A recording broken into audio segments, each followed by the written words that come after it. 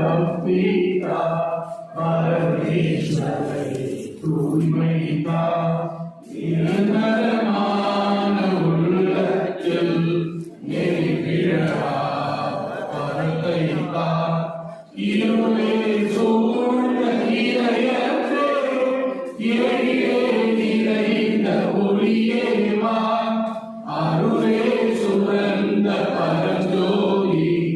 அன்றே உருவின் மலையேவா